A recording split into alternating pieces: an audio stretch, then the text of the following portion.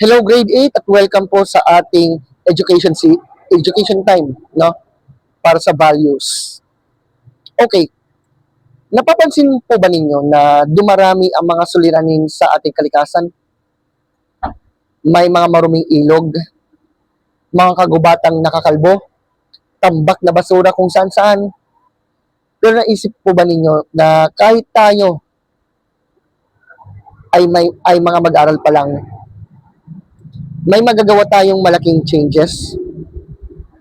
Oo, at nagsisimula ito sa payak na pamumuhay.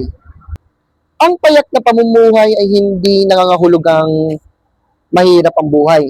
Ibig sabihin, ito ay pagiging kontento sa kung ano ang kailangan at hindi pagiging alipin ng labis na gusto nito.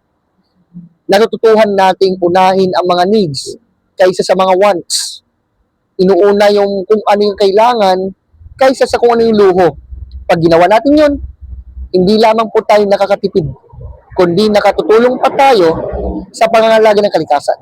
Halimbawa, bago tayo bumili ng isang bagong gamit, tanong, kailangan ko ba ito o gusto ko lang? Kasi magkaiba yung needs at wants eh. Magkaiba yung gusto mo, magkaiba yung gusto, magkaiba yung kailangan mo.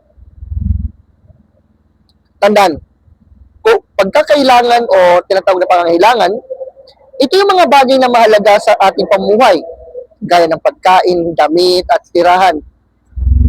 Ang kagustuhan naman, yun yung mga bagay na nagbibigay lamang ng pansamantalang kasiyahan. Kaso nga lang, maaari namang mabuhay kahit wala ang mga ito. Alam nyo, grade 8, marami ring simpleng paraan para maisabuhay ang pagkakaroon ng simpleng buhay o payak na buhay. Maaari tayong bumili lamang ng mga bagay na talagang kailangan natin. Gumamit ng matitibay na gamit para hindi agad mapalitan, magtipid sa tubig at kuryente, gumamit muli ng mga bagay na maaari pang pakinabangan tulad na halimbawa ng notebook ba, ganon.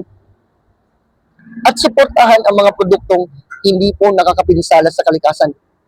Alam nyo, ang maliliit na gawain ito ay nagiging malaking ambag kapag ginagawa ng maraming tao.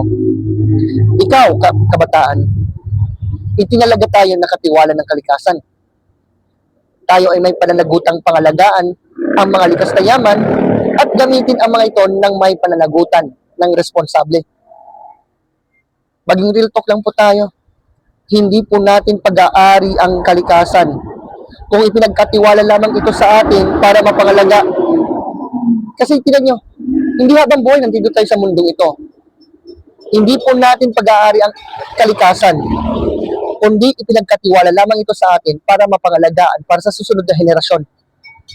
Kaya mahalagang maging mapanuri sa ating mga desisyon at isipin kung paano naapektuhan ng ating mga kilos ang ating kapaligiran.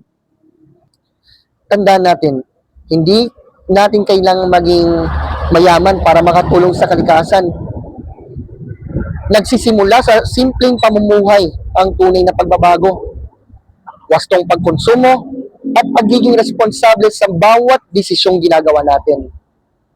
Alam nyo kasi, pag bawat isa sa atin ay magsisimula sa maliliit na hakbang, sama-sama nating mapangalalagaan ang ating nag-iisang tahanan, ang ating daigdig. Kaya pagkatandaan mga mag-aaral ng grade 8, ang taong marunong makontento sa kanyang pangangailangan ay hindi lamang nakatutulong sa sarili, kundi nagiging mabuting katiwala ng kalikasan. Kaya ang simpleng pamumuhay ngayon ay pamana ng mas magandang mundo para sa susunod na henerasyon. Sana grade 8, meron po kayong natutunan sa araling ito. Hanggang sa susunod na episode, at nawa, meron na tayong natutunan ukol dito. Good day.